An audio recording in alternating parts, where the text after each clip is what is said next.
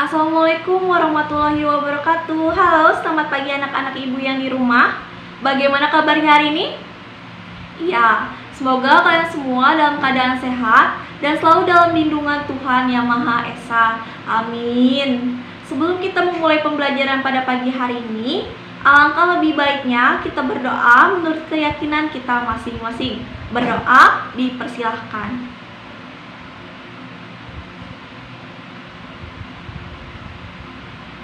Berdoa selesai. Anak-anak, untuk konfirmasi kehadiran kalian pada pagi hari ini, silahkan kalian kirimkan nama kalian beserta kelasnya ke grup WhatsApp kelas kita. Ibu tunggu konfirmasinya sampai dengan pukul 9 pagi. Apabila kalian menemukan kendala, minta tolonglah kepada ibu, bapak, atau kakak kalian untuk melakukannya. Sekarang, untuk meningkatkan rasa nasionalisme kita terhadap bangsa Indonesia, ada salah satu lagu nasional Indonesia yang akan kita nyanyikan pada pagi hari ini. Ada yang tahu judulnya? Ya, judulnya Dari Sabang Sampai Merauke. Marilah anak-anak kita bersama-sama menyanyikan lagu nasional Indonesia Dari Sabang Sampai Merauke.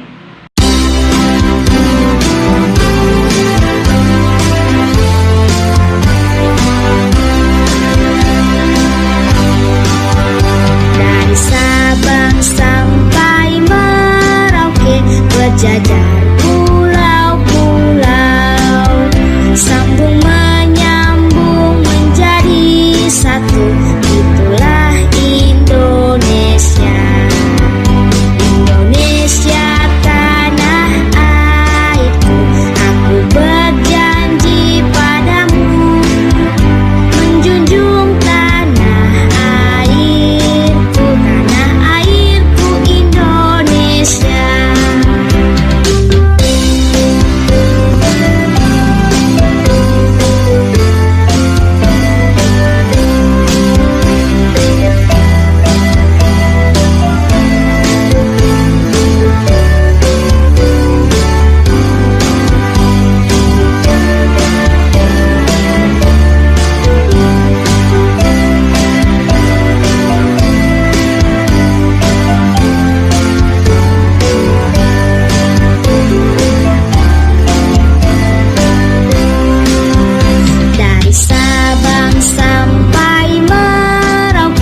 Berjajar pulau-pulau, sambung menyambung menjadi satu, itulah Indonesia. Indonesia tanah airku, aku berjanji padamu, menjunjung tanah airku, Indonesia.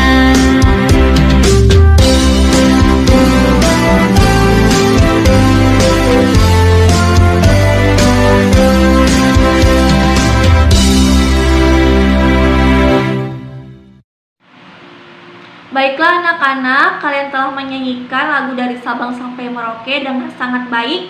Tepuk tangan dulu untuk kalian semua. Sekarang ibu mempunyai cerita mengenai keragaman bangsa Indonesia. Ibu minta kalian simak ya apa yang akan ibu ceritakan. Keragaman bangsa Indonesia.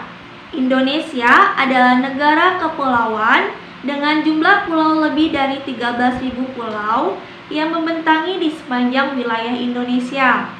Ada pulau besar dan juga pulau kecil. Sebagian besar pulau sudah berpenghuni, namun ada juga pulau yang belum berpenghuni. Ribuan pulau itu menjadi salah satu kekayaan negara Indonesia. Ada keragaman ras, budaya, suku bangsa, agama, bahasa, dan masih banyak lagi. Semua perbedaan itu mewarnai kehidupan bangsa Indonesia di seluruh wilayah Indonesia.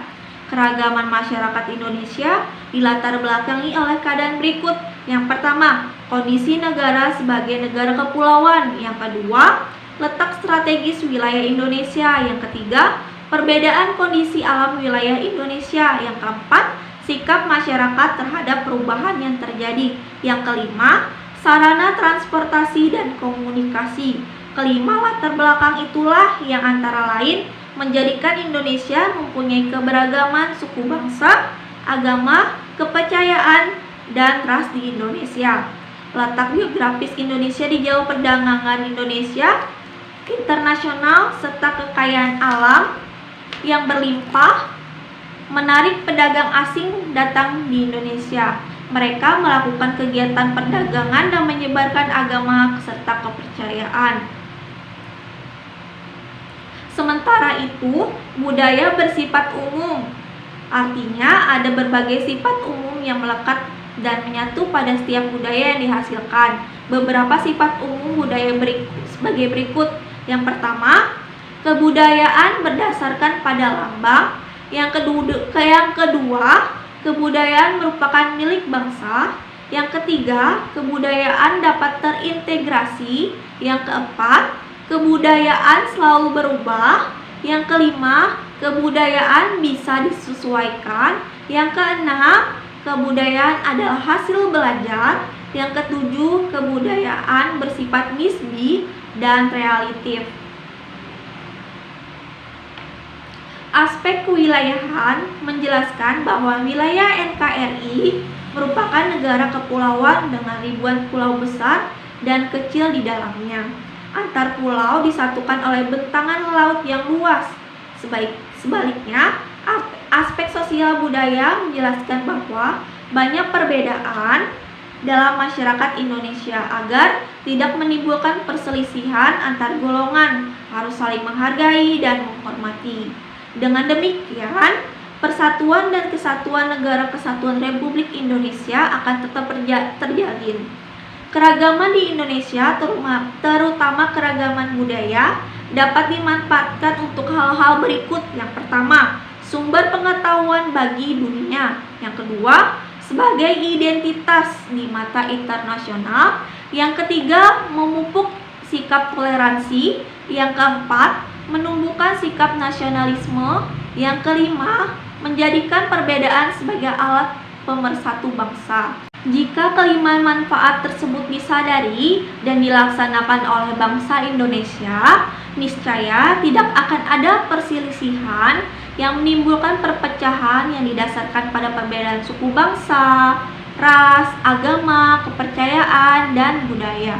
Justru, perbedaan ini yang harus bisa mempererat persatuan dan kesatuan bangsa.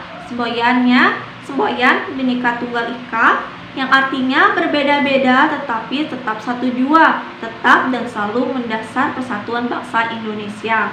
Nah, dari cerita yang Ibu bacakan barusan, pembelajaran apa yang dapat kita temukan? Ada yang tahu? Iya, benar. Indonesia adalah negara kepulauan yang memiliki keberagaman budaya, ras, suku bangsa, kepercayaan, agama, dan bahasa. Sesuai dengan semboyan kita Bhinneka Tunggal Ika, maka meskipun memiliki keberagaman budaya, Indonesia tetap satu. Keragaman yang ada di Indonesia itulah yang menjadikan kekayaan dan keindahan bagi bangsa Indonesia. Bagaimana anak-anak Ibu? Paham? Iya, bagus. Ibu mau bertanya, ada yang masih ingat pembelajaran minggu lalu? Siapa yang tahu? Iya, benar. Pembelajaran kita minggu lalu yaitu mengenai keberagaman suku bangsa dan bahasa di Indonesia. Nah, sekarang adapun tema, subtema dan pembelajaran kita hari ini yaitu tema 7, indahnya keberagaman di Indonesia, subtema 1, keberagaman suku bangsa dan agama di negeriku, pembelajaran 5 dengan 6 tujuan pembelajaran, yaitu pertama, dengan mencermati notasi dalam syair sebuah lagu, siswa mampu membedakan tempo serta tinggi rendah nada dalam lagu tersebut dengan tepat. Yang kedua, siswa mampu menyanyikan lagu sesuai dengan tempo dan tinggi rendah nada yang benar dengan percaya diri. Yang ketiga, siswa dapat mengidentifikasi keragaman agama di Indonesia dengan benar. Yang keempat, Indonesia mampu menjelaskan bentuk keragaman agama di Indonesia dengan benar. Yang kelima, Siswa dapat mengidentifikasi gagasan pokok dan pengetahuan baru dalam teks bacaan dengan tepat. Yang keenam, siswa dapat membuat laporan tentang gagasan pokok dan pengetahuan baru dalam teks bacaan dengan ejaan yang jelas. Bagi anak-anak ibu yang di rumah yang mempunyai buku siswa tema 7, Indahnya Keberagaman di Negeriku, seperti buku yang ini, silakan kalian membuka buku pada halaman 35, pembelajaran 5. Sudah dibuka bukunya anak-anak? Iya, baik. Di atas ada teks bacaan, akan ibu bacakan. Kamu telah mengetahui keragaman suku, bangsa, dan bahasa di Indonesia. Meskipun beragam suku, bangsa, dan bahasa, tetapi seluruh penduduk Indonesia merupakan satu bangsa, yaitu bangsa Indonesia. Hal itu juga tertuang dalam lagu berikut ini. Nah, sebelumnya ibu akan menjelaskan sedikit. Lagu merupakan gubahan seni nada atau suara dalam urutan kombinasi dan hubungan temporal, biasanya diiringi dengan alat musik untuk menghasilkan gubahan musik yang mempunyai kesatuan, kesinambungan, atau mengandung irama. Ragam nada atau suara yang berirama disebut juga dengan lagu. Lagu dapat dinyanyikan secara solo, berdua atau duet, bertiga atau trio, atau dalam beramai-ramai choir. Nah, tanda tempo adalah tanda yang digunakan untuk menunjukkan cepat atau lambatnya sebuah lagu yang harus dinyanyikan. Secara umum, lagu dinyanyikan dalam 3 tempo, yaitu, ada yang tahu anak-anak? Yang pertama, allegro. Allegro berarti cepat. Yang kedua, moderato. Moderato artinya sedang. Yang ketiga, largo artinya lambat. Nah, sedangkan tinggi rendah nada ada cara menyanyikan lagu sehingga menghasilkan nada tinggi maupun rendah sesuai dengan notasi lagu. Nah, di bawah teks bacaan yang ibu bacakan tadi ada sebuah lagu. Judulnya lagu Satu Nusa Satu Bangsa. Ada yang pernah mendengarkan lagu tersebut? Atau ada yang hafal lagunya? Iya. Ibu akan menayangkan video lagu Satu Nusa Satu Bangsa. Ibu minta kita sama-sama menyanyikan lagu tersebut. Dan ibu minta perhatikan teks lagu yang ada di buku kalian. Perhatikan tinggi dan rendah nada pada lagu Satu Nusa Satu Bangsa.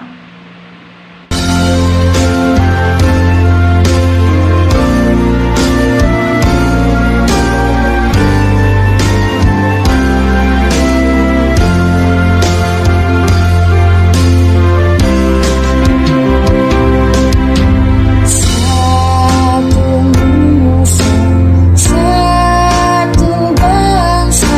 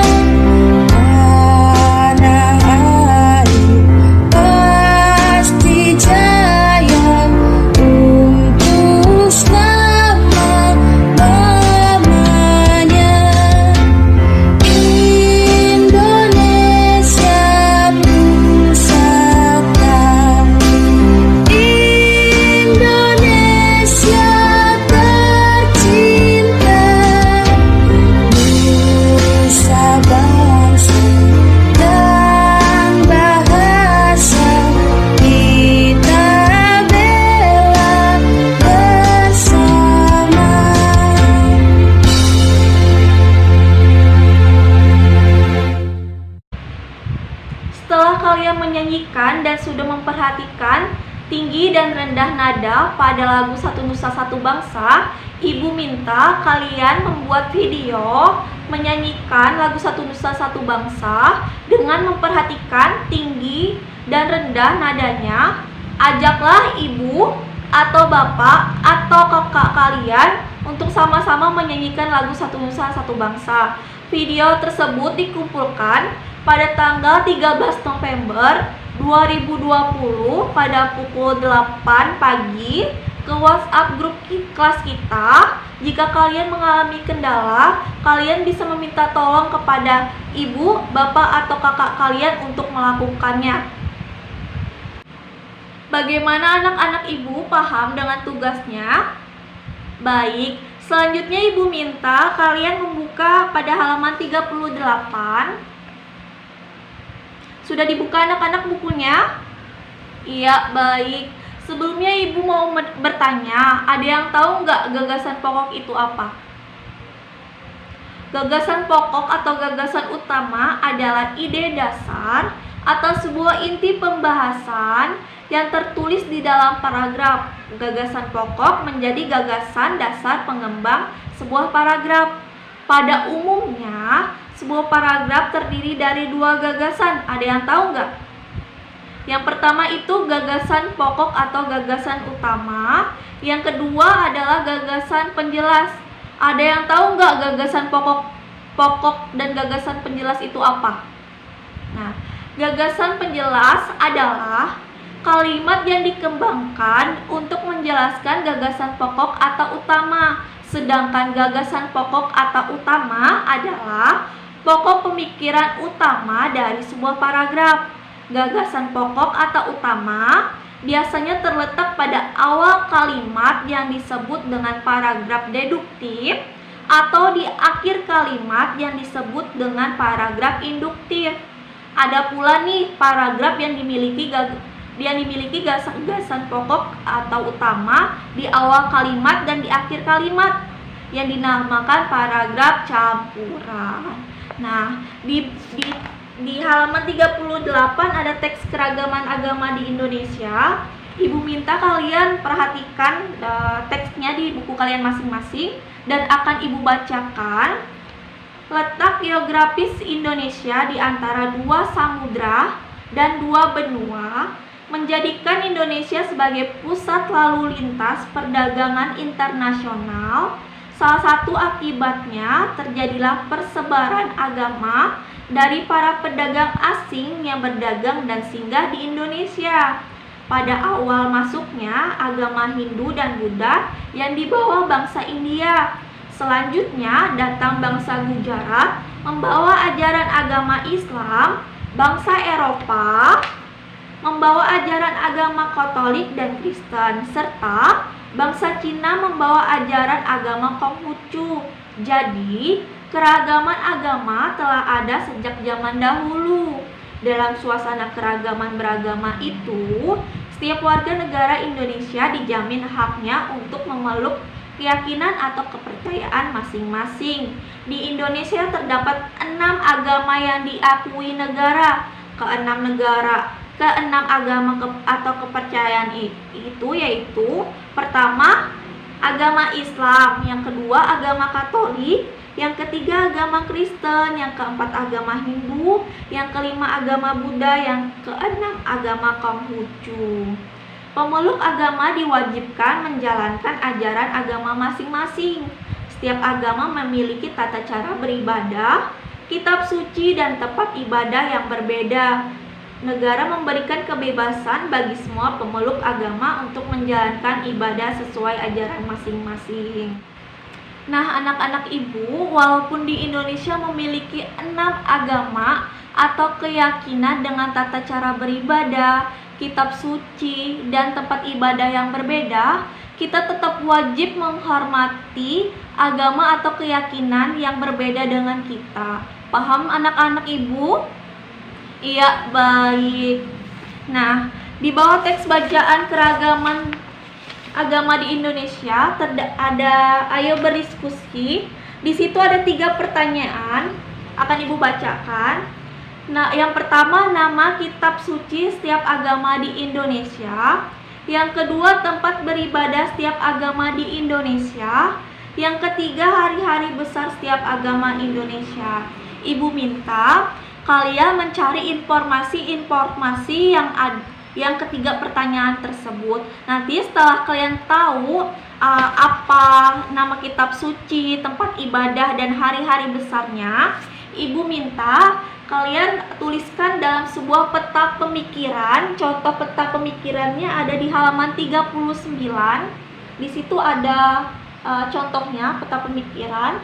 Di kolom pertama ada tempat ibadah, yang di kolom kedua ada kitab suci, yang di tengah kolom ketiga ada agama, yang terakhir ini adalah hari besar. Nanti setelah kalian tahu informasi dari kitab suci, tempat ibadah, dan hari-hari besarnya, Ibu minta kalian tuliskan jawabannya di peta pemikiran. Karena di Indonesia ada 6 agama atau keyakinan, berarti ada 6 peta pemikiran. Nah, selanjutnya ada tugas di bawah. Perhatikan kembali teks keragaman agama di Indonesia. Yang pertama itu ada pertanyaannya, tuliskan gagasan pokok dari setiap paragraf. Karena Ibu tadi sudah menjelaskan apa itu gagasan pokok. Yang kedua tadi, tuliskan pengetahuan baru yang kamu dapatkan dari teks tersebut. Yang ketiga, tuliskan kembali teks keragaman agama di Indonesia dengan bahasa sendiri. Tulislah menggunakan ejaan yang tepat. Nah, Ibu minta itu juga kalian jawab. Tugasnya Ibu minta secara individu karena kita tidak memungkinkan secara kelompok karena dalam masa pandemi COVID-19. Ibu minta tugasnya nanti kalian fotokan dan kirimkan ke WhatsApp Ibu, dikumpulkan pada tanggal 13 November 2020 pada pukul 9 pagi. Ibu tunggu. Jika kalian mengalami kendala dalam pengiriman atau mengerjakan, silakan kalian meminta tolong kepada ibu, bapak, atau kakak kalian untuk membantu kalian. Paham anak-anak dengan tugasnya? Baik anak-anak, sebelum kita mengakhiri pembelajaran kita pada hari ini, ada yang bisa menyimpulkan atau ada yang bisa menjelaskan kembali pembelajaran pada hari ini? Iya, terima kasih. Jawaban dari kalian sudah benar dan bagus. Nah, jadi pembelajaran kita pada hari ini membahas tentang lagu Satu Nusa Satu Bangsa, teks bacaan keragaman agama di Indonesia, dan gagasan pokok dalam teks bacaan. Dan lagu merupakan gubahan seni nada atau suara dalam urutan, kombinasi, dan hubungan temporal atau biasanya diiringi dengan alat musik untuk menghasilkan gubahan musik yang mempunyai kesatuan dan kesinambungan yang mengandung irama. Nah, secara umum lagu dinyanyikan dalam 3 tempo. Ada yang masih ingat? Yang pertama, allegro, cepat. Yang kedua, moderato, sedap. Yang ketiga, largo, lambat. Nah, di Indonesia tadi ada 6 agama yang diakui oleh negara. Yang pertama agama Islam, yang kedua agama Katolik, yang ketiga agama Kristen, yang keempat agama Hindu, yang kelima agama Buddha, dan yang keenam agama Konghucu. Awal masuk agama Hindu dan Buddha yang dibawa oleh bangsa India, bangsa Gujarat yang membawa ajaran agama Islam, bangsa Eropa yang membawa ajaran agama Katolik dan Kristen, dan bangsa Cina yang membawa ajaran agama Konghucu. Nah, walaupun kita berbeda agama atau keyakinan, dengan tata cara ibadah yang berbeda, kitab suci yang berbeda, tempat ibadah yang berbeda, kita wajib menghargainya. Karena Indonesia mempunyai semboyan. Ada yang tahu semboyannya apa? Iya, semboyan Indonesia Bhinneka Tunggal Ika, yang artinya walaupun berbeda-beda tetap satu jua. Nah, untuk gagasan pokok, ada yang masih ingat tadi gagasan pokok? Ya, gagasan pokok adalah ide dasar atau sebuah inti pembahasan yang tertulis di dalam paragraf. Gagasan pokok terletak pada awal kalimat yang disebut paragraf deduktif dan di akhir kalimat yang disebut paragraf induktif. Nah, ada pula paragraf yang memiliki gagasan di awal dan di akhir kalimat yang dinamakan paragraf campuran. Paham ya anak-anak? Iya, ya baik. Kalau sudah paham, tutup dan simpan buku kalian. Untuk tugas yang Ibu berikan tadi, Ibu tunggu untuk dikumpulkan pada tanggal 13 November 2020. Untuk anak-anak Ibu yang ada di rumah, jangan lupa belajar. Jika kalian kurang memahami materi pembelajaran, tanyakan kepada Ibu lewat WhatsApp. Dan karena kita dalam masa COVID-19, Ibu minta jangan keluar rumah jika tidak perlu. Jika kalian terpaksa keluar rumah, ingat protokol kesehatan dengan menggunakan masker, membawa hand sanitizer, mencuci tangan sesering mungkin, dan hindari kerumunan ramai. Nah, untuk mengakhiri pembelajaran kita pada hari ini, alangkah lebih baiknya kita berdoa menurut kepercayaan kita masing-masing. Berdoa dipersilahkan.